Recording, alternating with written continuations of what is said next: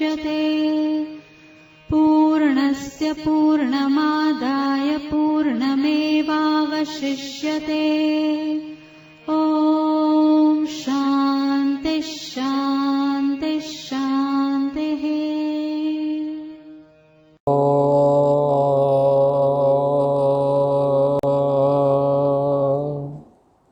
भद्रं कर्णेभिः शृणुयामदेवाः।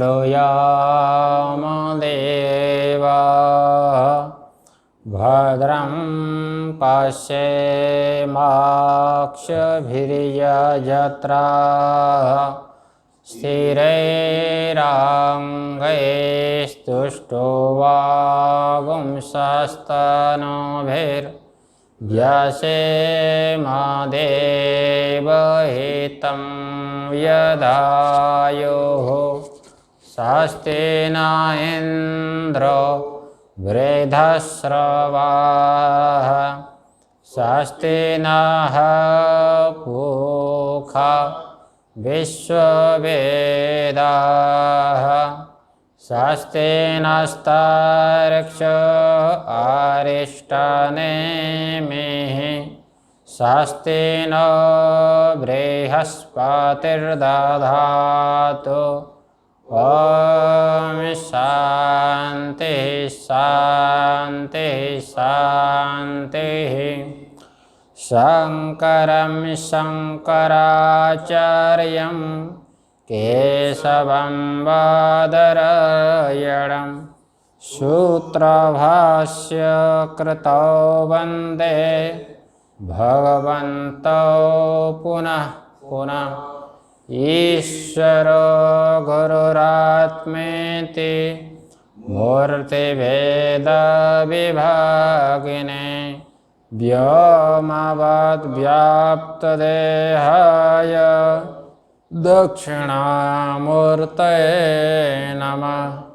ॐ शान्तिः शान्तिः शान्तिः। ओम।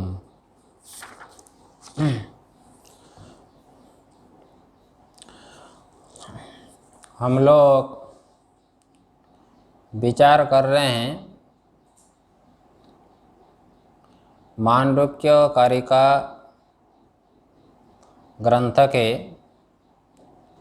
जो कि भगवान गौड़पाद आचार्य के द्वारा प्रणीत है, विरचित है। इसमें 4 प्रकरण है। तो द्वितीय प्रकरण है वैतथ्य प्रकरण। वैतथ्य का अर्थ है मिथ्यात्व।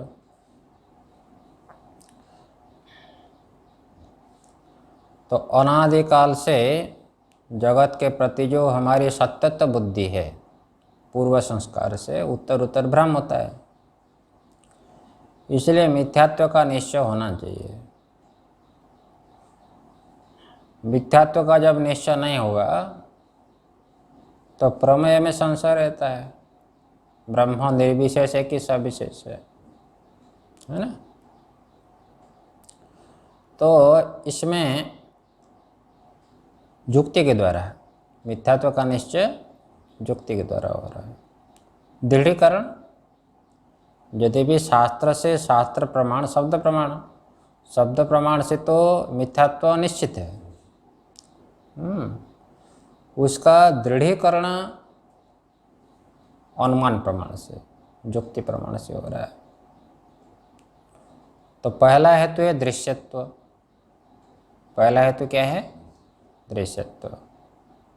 जागृत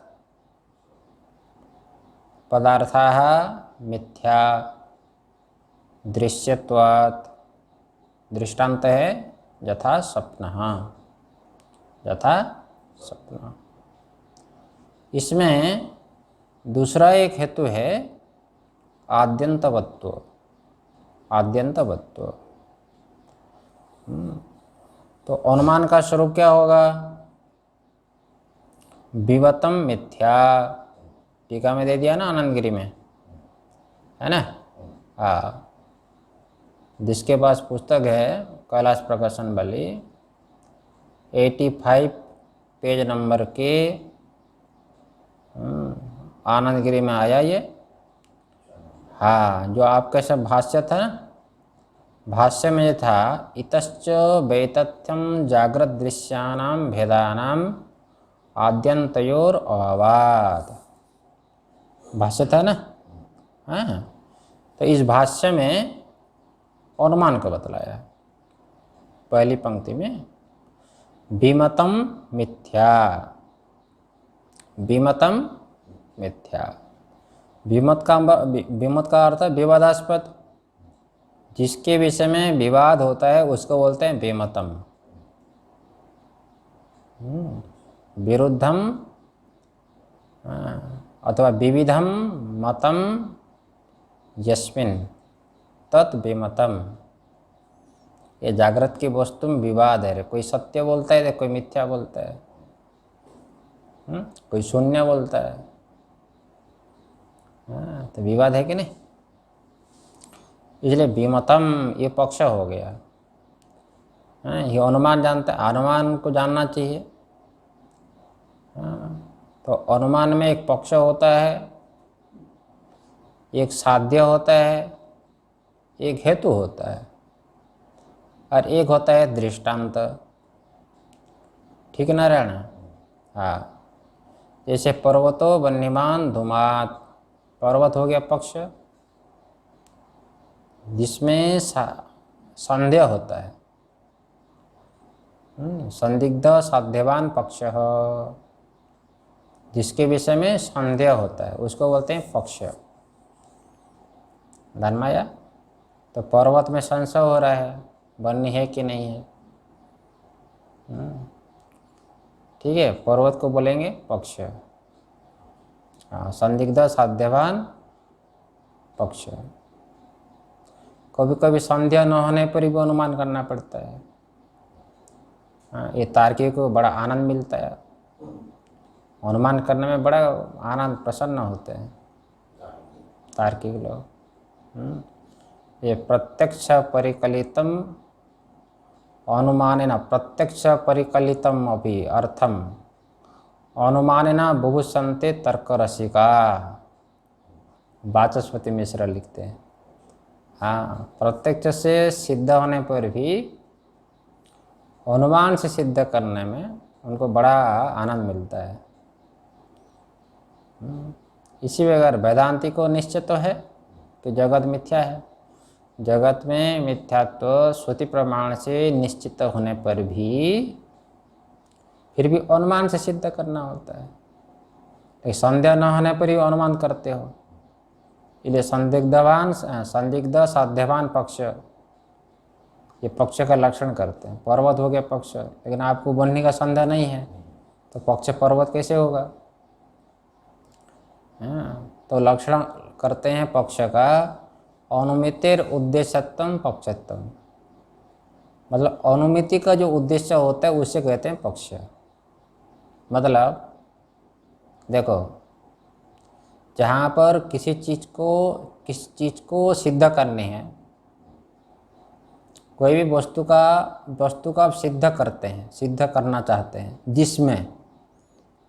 जिस आधार में कोई वस्तु को आप सिद्ध करते हैं, दृढ़ीकरण करते हैं, उसे कहते हैं पक्ष। आ गया। तो मैं मिथ्यात्व का निश्चय कर रहे हो किसमें, जागृत पदार्थ में। तो जागृत के जो पदार्थ है वो हो जाएगा पक्ष। किसको सिद्ध कर रहे हो, मिथ्यात्व। ध्यान में है ना। तो हमको तो निश्चय है, वेदांती को तो निश्चय है, लेकिन साधक को निश्चय नहीं है। आचार्य को तो निश्चय है, आचार्य को, ज्ञानी को तो निश्चय है। श्रोत्रियम ब्रह्मनिष्ठम गुरुम अभिगच्छेत, आचार्य को जगत में मिथ्यात्व का निश्चय है, गुरु को, लेकिन अपने चेले को तो निश्चय नहीं है। निश्चय कराना है, निश्चय कराना है। ठीक है। तो जागृत का जो दृश्यमान पदार्थ है वो जो है पक्ष हो गया। ध्यान में। तो ये टीका में दिया है विमतम मिथ्या है, आदिमत्वाद अंतवत्वाद। तो साध्य क्या हो जाएगा नारायण? मिथ्यात्व। आपको मिली नारायण पंक्ति मिली? देखो चौथी पंक्ति है ना। हाँ, विमतम मिथ्या। जागृत का पदार्थ जो दृश्यमान है वो मिथ्या है। किस हेतु से कह रहे हो भाई? आदिमत्वाद अंतवत्वाद। हाँ, आदिमत्वाद अंतवत्वाद। आदिमत, आदिमत का अर्थ क्या है? उत्पत्ति से पहले जो ना हो उसको बोलेंगे आदिमत, मतलब उत्पत्ति वाला, जिसकी उत्पत्ति होती है और उत्पत्ति से पहले जो ना हो। समझ में ना? अथवा अंतवत्वात्, हाँ, नाश होने के बाद जो ना हो, नाश होने के बाद जो ना हो, दोनों हो गए।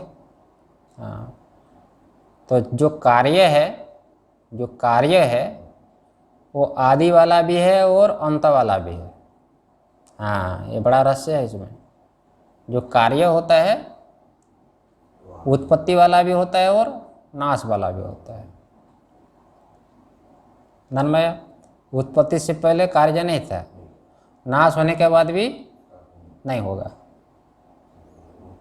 लेकिन माया, माया उत्पत्ति से पहले थी कि नहीं? जगत की उत्पत्ति से पहले थी कि नहीं? वो थी। आदिमत तो नहीं है लेकिन अंतवत है क्योंकि माया का नाश होता है। ठीक है, नाश होने के बाद और फिर नहीं रहेगी माया। अंतर है। हाँ, है ना? ये दोनों बात यहाँ पर समझ लो। जो कार्य वर्ग है वो आदिमत भी है और अंतवत भी है। समझ में आ गया?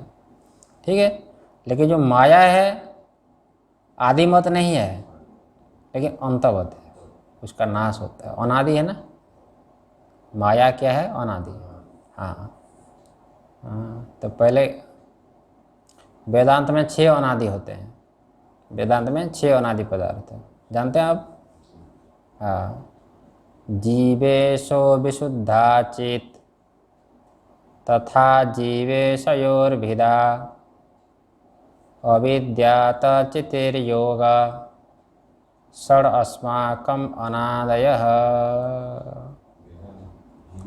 हाँ, जीव, ईश्वर, विशुद्ध चेतन, जीवेशोर विशुद्धाचित, जीवेशो विशुद्धाचित, तथा जीवेशयोर भेद, जीव और ईश्वर भेद। हाँ, कल्पित भेद। ठीक है, फिर अविद्या मतलब माया, 5 हो गए। अविद्या और ब्रह्म का संबंध, माई का संबंध, अविद्या और अधिष्ठान चेतन का संबंध, ब्रह्म का संबंध, इसको क्या बोलते हैं? अनादि। क्या बोलते हैं? हाँ, इसको अनादि कहेंगे। हो गया नारायण?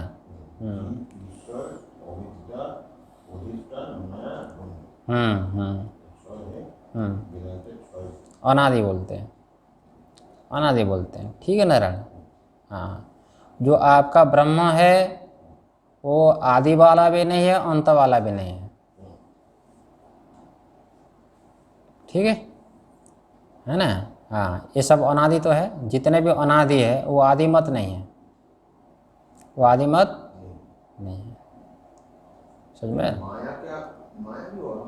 माया तो अनादि है ना। माया यदि ना होती जगत कैसे बनेगा? परमात्मा कैसे उत्पन्न करेंगे? माया तो अनादि है, ब्रह्म की शक्ति ना है।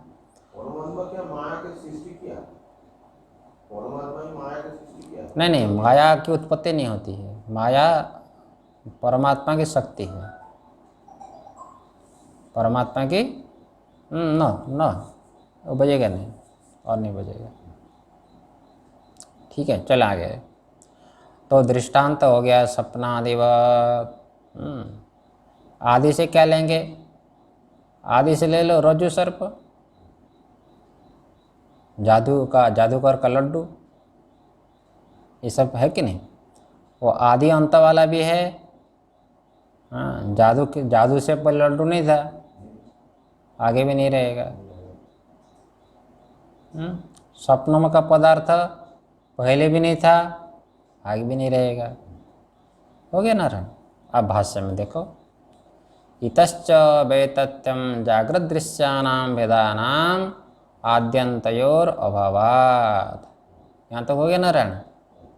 हैं, भाष्य में सबसे पहले पंक्ति, भाष्य में सबसे पहले पंक्ति मिल गई। हाँ, उसके बाद जो भाष्य में है, यद आदावंते च नास्ति, इसके ऊपर देखो, थोड़ी टीका है इसके ऊपर। देखो जो लोग सुन रहे हैं भाई ऑनलाइन में, टीका न होने पर भी आप लोग ना घबरावे। हाँ, नहीं तो सोचते हैं कि हमारे पास टीका नहीं है, कहाँ से बोल रहे महाराज। हैं, घबराने की कोई आवश्यकता नहीं। उक्ता अनुमान दृढ़िम्ने व्याप्तिम कथयति यद आदौ इति। जब हम टीका बोलेंगे तो टीका को देखिएगा, भाष्य बोलेंगे तो भाष्य को देखिएगा, है कि नहीं महाराज, है ना। तो वो कहते हैं कि ये जो अनुमान आपका चल रहा है, विमतम मिथ्या आदिमत्वाद अंतवत्वाद सपनादिवत, ये जो आपका अनुमान है, इस अनुमान दृढ़िम्ने मतलब दृढ़ता है ना। हाँ, दृढ़िमन का अर्थ दृढ़ता, अनुमान की दृढ़ता के लिए व्याप्ति के बिना अनुमान दृढ़ नहीं होता है। पर्वतो वन्यमान धूमात का, धूम को देख करके वन्य का अनुमान करते हो, लेकिन व्याप्ति का ज्ञान होना चाहिए। यत्र यत्र धूमः तत्र तत्र वह्निः यथा महानसम, यथा महानसम। महानस मतलब पाकशाला, किचन। जहाँ जहाँ पर धूम रहती है, रहता है, वहाँ पर वह्नि जरूर रहेगी। समझ में आया ना। इसी प्रकार से इस अनुमान में व्याप्ति को दिखा रहे हैं भगवान भाष्यकार, व्याप्ति। हाँ, साध्य सामनाधिकरण में व्याप्ति, साहचर्य नियम व्याप्ति, ये कहते हैं। हालांकि हम व्याप्ति में ज़्यादा नहीं जाएंगे ना, हमको तो हमारा तो वेदांत चल रहा है। तो भाष्य लिखते हैं, देखो, यद आदावंते च नास्ति। हाँ, यद आदौ अंते च नास्ति, भाष्य में वस्तु मृगतृष्णकादि तात मध्येपि नास्ति इति निश्चितम लोके। हाँ, ये भाई ये व्यवहार में तो निश्चित है भाई, ये व्यवहार में निश्चित है कि नहीं। मृग तृष्ण का आदि, ये होगा दृष्टांत। मृग तृष्ण का जानते हैं? ओ, नहीं जानते मृग तृष्ण का? हाँ, जैसे राजस्थान में जल दिखता है दूर से, हाँ, वो सूर्य की रश्मि होती है ना, लहर, सूर्य की रश्मि का लहर होता है दूर से। हाँ, वो जो, हाँ, वो हिरण को जो पानी जल दिखाई देता है ना, जल, उसका नाम होता है मृग तृष्णिका, है कि नहीं। हाँ, तो सुन लो, जैसे हो जाएगा यत मतलब जो वस्तु, देखो अन्य देखो कैसे, आदो अंते च यत वस्तु नास्ति, ऐसा अन्य करना है। हाँ, यद शुरू में है ना, यद आदावंते, यद का अन्य वस्तु के साथ करिए। आदो अंते च यत वस्तु नास्ति, मतलब जिस समय हमको दिखाई दे रहा था उससे पहले जो ना हो और बाद में भी ना हो। जहाँ पर हमको जल दिखाई दे रहा है उससे पहले जल था? नहीं था। हाँ, अब पास में जाएंगे तो रहेगा, मिट्टी गीली रहेगी। मिट्टी जहाँ पर जल दिखाई दे रहा था, मिट्टी गीली रहेगी क्या? कहाँ रहेगी? वहाँ पर जल है ही नहीं, गीली कहाँ से रहेगी? समझ में है कि नहीं? तो ये है, देखो कहाँ पर ऐसा है, मृग तृष्णिका आदि है कि नहीं? मृग तृष्णिका आदि, आदि से क्या लेंगे? गंधर्व नगर। अरे भी आकाश से नगर दिखता है कि नहीं? नगर जैसा दिखता है। तात ऐसी वस्तु मध्येपि नास्ति। हाँ, मध्यम का है, क्या हुआ? प्रातिथिक काल है। प्रातिथिक काल में मध्य का अर्थ है क्या हुआ? प्रातिथिक काल में। प्रातिथिक काल में भी वो नहीं है। हाँ, जिस समय दिखाई दे रहा है, जिस समय वर्तमान में जो दिखाई दे रहा है उस समय वो नहीं है ये। हाँ, मिथ्या है। इति, है ना, लोके निश्चितम। लोगन व्यवहार में ये निश्चित है। इसको बोलते हैं व्याप्ति नारायण। क्या बोलते हैं इसको? व्याप्ति। समझ में है ना? तो व्याप्ति का स्वरूप क्या होगा फिर? टीका में आया, यत आदिमत अंतवच्च तत् मिथ्या यथा मृग तृष्णिकादि। ये देखो, ये हो जाएगा। जो आदि वाला होगा अथवा अंत वाला होगा, है कि नहीं? जो आदि वाला मतलब उत्पत्ति से पहले ना हो, है ना, जो उत्पत्ति से पहले ना हो तो आगे भी नहीं होगा, अंतवत नाश के बाद भी नहीं होगा। ये माया में कैसे घटाएंगे? माया में वो आदि वाला तो नहीं है लेकिन अंत वाला है। तात वह वस्तु मिथ्या, वो तो मिथ्या होगी। ये व्याप्ति हो गई। देखो दृष्टांत क्या देंगे? मृग तृष्णिकादि, आदि से जादूगर का खेल, स्वप्न का लड्डू, ये सब ले लो। हो गया ना? हाँ, स्वप्न का, हाँ, लड्डू भी जाए, कोई आपत्ति नहीं। स्वप्न तक जाने की जरूरत नहीं है, मृग तृष्णिका है। मृग जागृत में विचार कर लो, और क्या? प्रतिभाषी गई, है ना? क्या ये? प्रतिभाषी गई। रेगिस्तान का जल क्या है? प्रतिभाषी गए। ये भी क्या, जो दिखाई दे रहा है, श्रुति बोलते कि सदैव समय इदम अग्रे आसीत नेह नानास्ति किंचन, है कि नहीं? और सबका बाद हो जाएगा। हाँ, तो ब्रह्म ही शेष रहता है। उत्पत्ति से पहले भी नहीं है, नाश के बाद भी नहीं, ब्रह्म तो रहेगा। होगी कि नहीं? हाँ, ये हो जाएगा। ये व्याप्ति को बता दिया, व्याप्ति के मैं दृष्टांत ने बता दिया। यहाँ तक हो गया नारायण? हाँ, हो गया। हाँ, देखो केवल व्याप्ति होने मात्र से नहीं होगा, पक्ष धर्मता ज्ञान भी होना चाहिए। पक्ष धर्मता ज्ञान जानते हैं आप? नहीं जानते? देखो सुने, पहले तो व्याप्ति हो गई, यत्र यत्र धूमः तत्र तत्र बह्निः यथा महानसम। हेतु क्या है? धूम। हेतु हो गया धूम। साध्य क्या है? बह्नि। बह्नि की व्याप्ति धूम में गई, साध्य की व्याप्ति हेतु में जाती है।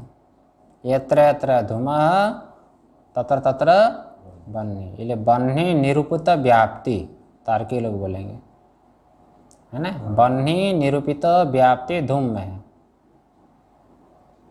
धर्म है कि नहीं? मतलब बह्नि की व्याप्ति, बह्नि का संबंध, साहचर्य संबंध, साथ साथ में रहता है कि नहीं? जहाँ पर धूम है तो वहाँ पर जरूर बह्नि रहेगी। धूम बह्नि को छोड़ करके नहीं रहेगा। धूम जो है बह्नि को, जहाँ जिस देश से धुआं उठ रहा है ना, जिस जगह से धुआं उठ रहा है वहाँ पर बह्नि जरूर रहेगी।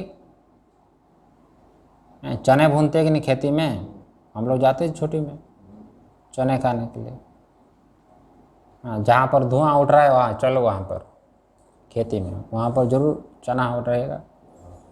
हाँ, जाएंगे तो जरूर मिलेगा चने। चने खाने जाते थे हम लोग, है ना। तो जिस स्थान से धुआं उठ रहा है वहाँ पर तो बन्ही जरूर रहेगी। आगे समझ में। लेकिन बन्ही की व्याप्ति धूम में तो है, लेकिन ऐसा धूम वाला ये पर्वत है, ये भी ज्ञान होना चाहिए। इसको बोलते हैं पक्ष धर्मता ज्ञान। हेतुमान पक्ष, ये पक्ष धर्मता होती है। हेतु को पक्ष में रहना, पक्ष वृत्तित्व। तो न्याय की भाषा है, चिंता ना करो, न्याय की भाषा है, कोई कठिन नहीं है। ज़्यादा न्याय में क्या जाना है, केवल तात्पर्य को समझ लो न्याय के, है ना। हमको तो वेदांत से मतलब है, ठीक है नारायण। हाँ, यही बात कह रहे देखो हैं। टीका में आया व्याप्ति मतः साधनस्य। देखो व्याप्ति से युक्त कौन होता है, साधन होता है। जैसे धूम व्याप्ति से युक्त हो गया, व्याप्ति वाले संबंध है कि नहीं। और पक्ष धर्मता का ज्ञान होना चाहिए। पक्ष धर्मता उपन्यासेन, पक्ष धर्मता का कथन करके हैं। यहाँ पर पक्ष धर्मता कैसा होगा मालूम है आपके सामने है। तो क्या है, दृश्यत्वात्, अने आद्यंतवत्वात्, धन में ना, आद्यंतवत्वात्, है ना। ये हो जाएगा हेतु, ठीक ही नहीं। और ऐसा जो हेतु है आदिमत अंतवत, आदि वाला अंत वाला है कि नहीं। तो आद्यंतवत्व ये जागृत दृश्यमान पदार्थ में है। ये जागृत दृश्यमान पदार्थ है, ये आदि वाला भी है और कैसा है, अंत वाला भी है। ये हो जाएगा, समझ में भाई। इसलिए प्रतिज्ञा उपसंहार वचनम निगमनम हो। देखो ऐसा होता है, एक निगमन वाक्य होता है। हाँ, निगमन वाक्य होता है। निगमन वाक्य क्या होता है, प्रतिज्ञा का उपसंहार वचन को निगमन वाक्य बोलते हैं। जैसे देखो सुनो, हाँ आप सुन लीजिए। जैसे पर्वत वन्यमान में पहले कह दिया पर्वत वन्यमान, थोड़ा समझना पड़ेगा। पर्वत वन्यमान मतलब पर्वत बनने वाला है,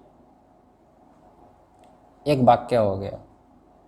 ये प्रतिज्ञा वाक्य बोलते हैं। क्या बोलते हैं, प्रतिज्ञा वाक्य बोलते हैं। फिर हेतु देना पड़ता है, धूमवत्वात् हेतु वाक्य होता है, समझ में ना। हाँ ठीक है, हाँ प्रतिज्ञा हेतु धूमवत्वात्। फिर उदाहरण देना पड़ता है। क्या देना पड़ता है, उदाहरणम, यथा महानसम, यथा महानसम, है ना। तो ये उदाहरण हो गए, यत्र यत्र धूमः तत्र वह्नि यथा महानसम। इसको क्या बोलते हैं, उदाहरण वाक्य। क्या बोलते हैं, उदाहरण वाक्य। हो गया ना भैया। हाँ ठीक है। हाँ फिर क्या होता है, उपनयन, उपनय होता है। क्या होता है, उपनय होता है। उपनय मतलब सादृश्य। क्या होता है, सादृश्य होता है। हो गया ना। हाँ, सादृश्य कहते हैं कैसे, जैसे जैसा महानस है ऐसा ये पर्वत है। जैसे महानस बन्ही से व्याप्य धूम है, ऐसा धूम वाला ये महानस, समझना पड़ेगा। ठीक इसी प्रकार पर्वत भी है। इसको क्या बोलते हैं, उपनय वाक्य बोलते हैं। तथाच अयम, जैसे धूम से युक्त महानस है, इसी प्रकार ये पर्वत भी है। आगे समझ में। फिर अंतिम में निगमन वाक्य होता है ना। हाँ, पर्वत धूम वाला होने के कारण बन्ही की व्याप्ति धूम में है, ऐसा धूम वाला ये पर्वत होने के कारण पर्वत बन्ही वाला है। इसको क्या बोलते हैं, निगमन, है ना। घबराइए ना, कोई घबराने की जरूरत नहीं है। इसी प्रकार यहाँ पर क्या करेंगे, देखो ये जागृत पदार्थ मिथ्या, जागृत पदार्थ मिथ्या, ये आपका वो प्रतिज्ञा वाक्य हो जाएगा। ठीक है नारायण। हेतु क्या होगा, आदिमत्वात् अंतवत्वात्, हेतु वाक्य हो जाएगा, समझ में ना। अब उदाहरण क्या होगा, मृग तृष्णिका आदि, है कि नहीं। उदाहरण कौन हो जाएगा, मृग तृष्णिका आदि, ये आपका उदाहरण हो जाएगा। समझ में है कि नहीं, आ गया। हाँ, अथवा सपना भी हो जाएगा, क्या हो जाएगा, सपना भी हो जाएगा, समझ में है ना। ठीक है। हाँ, फिर जो है उपनय वाक्य कैसा होगा, हैं, जैसे मिथ्यात्व का व्याप्य होता है आदिमत्व अंतवत्व, है कि नहीं। तो आदि वाला अंत वाला मृग तृष्ण का आदि होने के कारण ये भी ऐसा होगा, जागृत पदार्थ भी ऐसा हो जाएगा, दृश्यमान जो पदार्थ है, समझ में कि नहीं। ठीक है। हाँ, इसलिए ये जो जागृत पदार्थ मिथ्या है, जागृत दृश्यमान पदार्थ मिथ्या, ये हो जाएगा, हो गया ना भाई। इसलिए लिखते हैं भाष्य में, भाष्य में देखो नारायण, तथे में जागृत दृश्य भेदा, लिख दिया ना। हाँ, इमे जागृत दृश्य भेदा तथा, तथा मतलब इसी प्रकार। हाँ, जैसे मृग तृष्ण का आदि, वो प्रातिभाषिक है, जैसे प्रातिभाषिक पदार्थ मिथ्या है, क्या है, हाँ, क्या होने से, आदि वाला अंत वाला होने से मृग तृष्ण का आदि स्वप्न आदि जैसे मिथ्या है, ठीक इसी प्रकार ये व्यवहारिक पदार्थ है, ये भी आदि वाला अंत वाला होने के कारण ये भी मिथ्या है, हो गया नारायण। ठीक है, ये कब निश्चय करना है, व्यवहार, हाँ, हर टाइम करना है, खाते समय पीते समय हर समय करना है। जो आदि वाला अंत वाला होगा वो मिथ्या होगा, व्यवहारिक पदार्थ में भी मिथ्यात्व का निश्चय करना, अभ्यास करना है। जितना जितना अभ्यास करेंगे उतना उतना आपके चित्त में संस्कार होगा, संस्कार भी, ठीक है। लेकिन यही साधन है, वास्तविक पुरुषार्थ तो यही है। ये धन कमाना, ये कमाना, ये कोई पुरुषार्थ नहीं है। ये तो आपके कर्म के अनुसार पूर्व है ना, वो तो माया सब करा लेती है कि नहीं। आपके पूर्व कर्म के अनुसार माया करा लेती है सब, ध्यान में ना। खाना पीना ये स्वाभाविक है, वो पशु पक्षी भी करते हैं, लेकिन ये जो अभ्यास है ये पुरुषार्थ, ये मनुष्य कर सकता है, ध्यान में है कि नहीं। ठीक है ना। हाँ, अच्छा। आगे बढ़ते हैं, देखो। तो यहाँ तक हो गया। भाष्य देख लो, भाष्यकार कहते हैं आद्यंतयोर अभावात् वितथैर एवं मृगतृष्णिकादिभिः सदृशत्वात् वितथा एव। देखो, जैसे ये जागृत पदार्थ भी ऐसा ही है, जैसे मृग तृष्णिकादि भी, मृग तृष्णिकादि जैसे मिथ्या है, वितथैर एव मतलब क्या हुआ, मिथ्या ही है। क्यों मिथ्या है, आद्यंतयोर अभावात्, आदि में भी नहीं है और अंत में भी नहीं है, प्रतीति काल में ही बस, प्रतीति होने से पहले नहीं और आगे भी नहीं रहेगा। मृग तृष्णिका आदि वो जैसे मिथ्या है, इसी प्रकार से ये जो व्यावहारिक पदार्थ, हाँ, ये भी व्यावहारिक पदार्थ भी क्या है, ये भी मिथ्या ही है, हो गया भी। दिखाई देता है, होता नहीं, बस दिखाई देता है, होता नहीं, हाँ, अरे वे वेदांती लोग तो भी आप खाते हो, पीते हो, मौज करते हो और बोलते हो कि मिथ्या है। अरे भाई स्वप्न का जो घटादी है वो तो मिथ्या हो सकता है कि नहीं? अरे स्वप्न का घड़ा तो मिथ्या हो सकता है ना, हैं? स्वप्न का उसमें थोड़ी कुछ होता है। स्वप्न का लड्डू से कुछ तो होता नहीं, पेट तो भरता नहीं। लेकिन जागृत के पदार्थ में भी लड्डू से तो पेट भरता है ना, इसलिए इसको मिथ्या कैसे कहोगे? देखो लिखे हैं आगे टीका में, अनुमानस्य घटादिषु सत्वग्राहक प्रत्यक्ष विरोधम आशंक्य, ये दे दिया। अरे भाई तुम्हारा जो अनुमान जो है ना, हाँ, ये हम नहीं मान सकते तुम्हारे अनुमान को। अनुमान कर रहे हो ना भाई, जागृत पदार्थ में मिथ्यात्व का आप क्या कर रहे हो बताओ? अनुमान तो कर रहे हो। तुम्हारे अनुमान में क्या दम है बताओ? प्रत्यक्ष प्रमाण से विरोध है कि नहीं भाई? प्रत्यक्ष प्रमाण बलवान है कि नहीं? अरे अपनी आंखों से दिखाई दे रहा है घटपट आदि, जागृत में नहीं दिखाई दे रहा है। हाँ, और भूख की निवृत्ति भी है, हैं? और घड़े में जल लगता है, ठंडा रहता है, बड़ा मजा आनंद मिलता है, बस प्यास की निवृत्ति हो जाती है। पहले ज़माने में थोड़ी फ्रिज था, घड़े में ही सब रखते थे। है अरे क्या उसी कूलर में चाय भी पीते हो? हाँ, आपके मुंबई में थोड़ी मिलेगा ऐसे कूलर, वहाँ मिलता है, काशी में जाओ तो मिलेगा, कूलर में चाय मिलती है। हाँ अभी भी है। हाँ, बड़ा आनंद आता है, कूलर में चाय है, कूलर में दही है। हाँ, दही पीते हैं भैया। ठीक है, लस्सी है, बड़ा आनंद मिलता है। हैं? बताओ तुम्हारे अनुमान में क्या दम है बताओ? ये कहना टीका, अनुमानस्य घटादिषु सत्वग्राहक प्रत्यक्ष, ये बताओ सत्व मतलब क्या है? सत्य। घटादि में सत्यत्व, सत्व का अर्थ सत्यत्व, हैं? सत का अर्थ सत्य और सत्व का अर्थ सत्यत्व। घटादि में सत्यत्व को निश्चय करने वाला कौन सा प्रमाण है बताओ? प्रत्यक्ष है कि नहीं? अरे घटो अस्ति,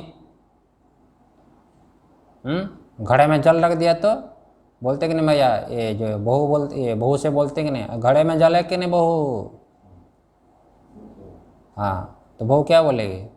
हाँ जल है, अभी अभी तो भरी हूँ, घड़े में अभी भी तो भरी हूँ जल, जलम अस्ति। जल कैसा? ठंडा है? हाँ हाँ ठंडा है, लाओ फिर।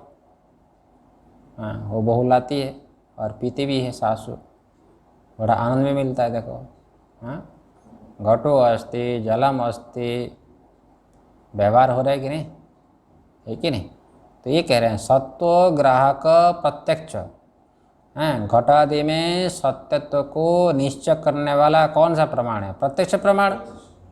अब प्रत्यक्ष प्रमाण से तुम्हारा अनुमान का क्या होगा? विरोध होगा कि नहीं बताओ? अब विरोध हो जाने से तुम्हारे अनुमान को हम कैसे मान लेंगे? और तुम बोलते रहो, तुम्हारे बोलने से क्या होगा? लेकिन कौन बोलेगा? पूर्व पक्षी। पूर्व पक्षी कहेगा कि तुम्हारे वेदांती के कहने में क्या दम है बताओ?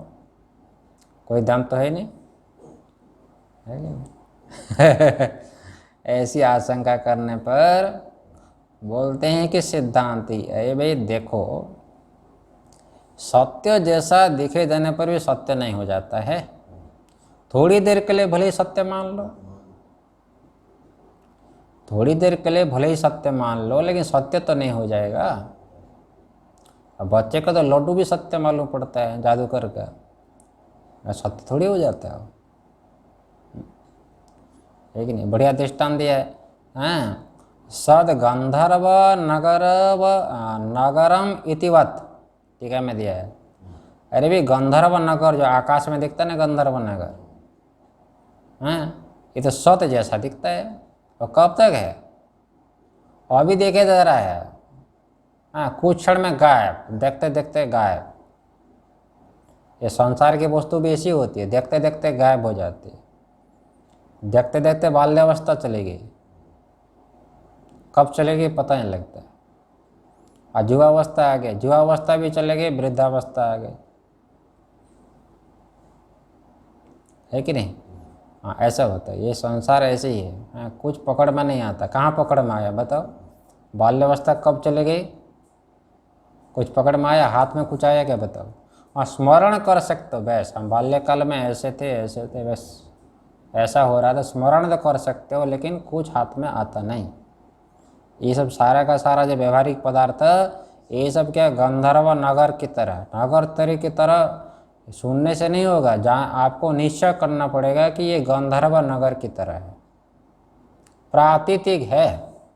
क्या है ये? प्रातीतिक। प्रतीति काल में है, बस सत्य जैसा भासते हैं, सत्य है ही नहीं। और क्या, थोड़ी देर के लिए मानते रहो। अरे जैसे भैया आप ट्रेन में जाते हो, आपकी जो बार्थ है, आपकी सीट है, रिजर्वेशन किए हो ना, हाँ, तो आपकी सीट थोड़ी है वो। मान ले तो कि मेरी सीट है पहले भी नहीं थी आपकी सीट। अब जो जहाँ तक आपका रिजर्वेशन है, हाँ, वहाँ पहुँचने के बाद हाँ, और दूसरा पैसेंजर आ जाएगा, क्या क्या उसको क्या उठा कर लोगे कि सीट को? अब पुलिस पकड़ लेगी और क्या बोला, अरे मैं तो रिजर्वेशन किया हूँ, सीट को उठा कर ले जाऊँ और थोड़ी देर के लिए मानते हो, लेकिन है नहीं आपकी।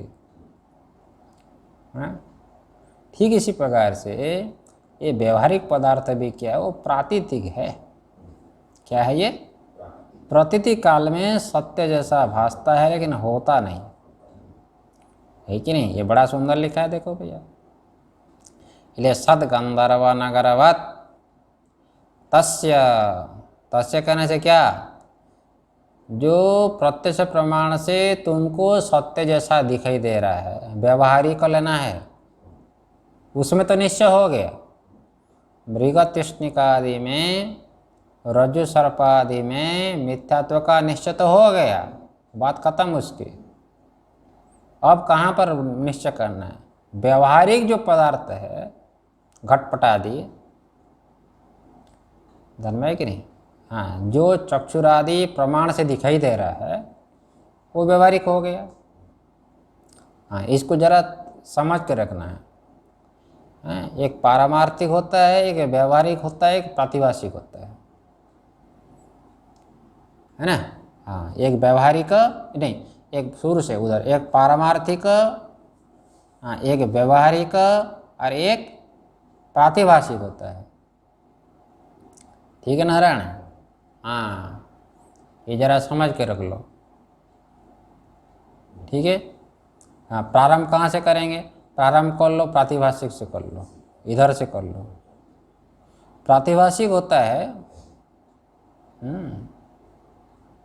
देखो सर्प हो गया प्रातिभाषिक, रज्जु है व्यवहारिक रस्सी, अब परब्रह्म जो है पारमार्थिक। सर्प को क्या बोलेंगे? प्रातिभाषिक। स्वप्न पदार्थ को प्रातिभाषिक। तो प्रातिभाषिक मतलब क्या होता है, सुन लीजिए। ब्रह्म ज्ञान इतर ज्ञानेनापि निवर्तत्वम प्रातिभाषिकत्वम। प्रातिभाषिक पदार्थ सुन लीजिए, जो पदार्थ ब्रह्म ज्ञान के इतर ज्ञान, भिन्न ज्ञान से भी निवृत्त हो जाए, बाधित हो जाए, उसको बोलते हैं प्रातिभाषिक। बात समझ में आई? देखो, आपको ब्रह्म का ज्ञान नहीं हुआ अभी तक, लेकिन रस्सी का ज्ञान हो गया आपको, तो सर्प का बाध हो जाएगा कि नहीं? हो जाएगा ना? ब्रह्म का ज्ञान, ब्रह्म के ज्ञान से तो सारे जगत का बाध हो ही जाएगा, चाहे रस्सी हो चाहे सर्प हो। लेकिन ब्रह्म ज्ञान नहीं भी हुआ तो रस्सी का ज्ञान आपको हुआ, ये रस्सी है, तो सर्प रहेगा? तो सर्प को बोले प्रातिभाषिक। ब्रह्म ज्ञान इतर ज्ञानेनापि बाध्यत्वम प्रातिभाषिकत्वम, इसका नाम होता है प्रातिभाषिक। समझ में आ गई बात? ठीक है। और व्यवहारिक का क्या होता है? ब्रह्म ज्ञानेनैव निवर्तत्वम, जिसकी निवृत्ति, जिसका बात ब्रह्म ज्ञान से ही होगी और अन्य से नहीं होगी। रस्सी का बात किससे होगा? रस्सी का बात तो केवल ब्रह्म ज्ञान से होगा। धन में सर्वम खलु इदं ब्रह्म, जब ब्रह्म का ज्ञान हुआ तो रस्सी की भी निवृत्ति हो गई। तो रस्सी को बोलेंगे, क्या कहेंगे? व्यवहारिक। आगे समझ में? और पारमार्थिक क्या होता है? पारमार्थिक सत्य, तो त्रिकाल अबाध्यत्तम पारमार्थिकत्तम, जिसका बात तीनों काल में नहीं है, जिसका बात तीनों काल में। जैसे आत्मा तुरीय चेतन, जिसका पहले प्रसंग आ रहा है। आप जागृत में भी हो, स्वप्न में भी हो और सुषुप्ति में भी हो। ये आत्मा हो गया पारमार्थिक सत्य, ये रज्जु आदि ये व्यवहारिक सत्य, और सर्प आदि प्रातिभाषिक सत्य। और मिथ्या, इनमें से मिथ्या कौन? प्रातिभाषिक व्यवहारिक दोनों मिथ्या है। सर्प भी मिथ्या है, रज्जु आदि ये भी मिथ्या है। ब्रह्म ही सत्य, वही अपना स्वरूप है। वो परमार्थी। ठीक है नारायण, ये श्लोक भी हो गया। ये एक देखो, इसको ले लीजिए, भाष्य में है तथापि। ये टीका में क्या दे दिया? सद्गंधर्व नगरम इतिवत तस्य आपातिक सत्व विषयत्वाद मैवम। भाई ये आपातिक सत्य है ना, ये घटपटादि के आपातिक मतलब प्रातिथिक व्यवहारिक है, ये पारमार्थिक नहीं है।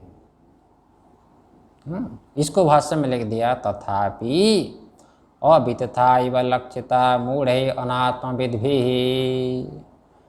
है तो मिथ्या, लेकिन मूढ़ व्यक्ति को, मूढ़ कौन?